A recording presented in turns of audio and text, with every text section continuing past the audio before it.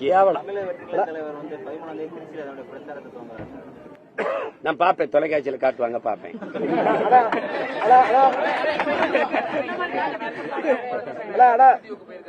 இதுவரைக்கும் யாரும் போகல, நமக்கு ஒரு நம்பிக்கை இருந்துச்சு, எப்படியா இருந்தாலும் கட்சித்தீவை மீட்டு கொடுப்பாங்கன்னு. ஏன் உங்க நம்பிக்கை இல்லாம போயிடுச்சு? நம்பிக்கை இல்லாம ஏன் போயிடுச்சு? உங்க அண்ணன் முதலமைச்சர், தமிழ்நாடு முதலமைச்சர் ஆனார். அவன் நீ வச்சுக்கன்னு தர்றானா?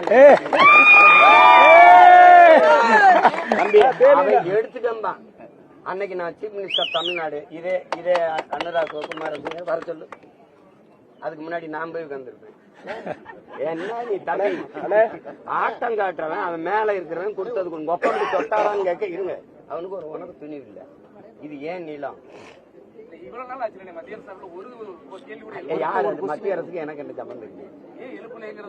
யாரு எழுப்புறது? திடீர்னு 24 தேர்தல பையா மோடி பேசினார் பத்தியில, கட்சித்தீவை மீட்க வேண்டும் அப்படின்னு அதோட விட்டாங்க.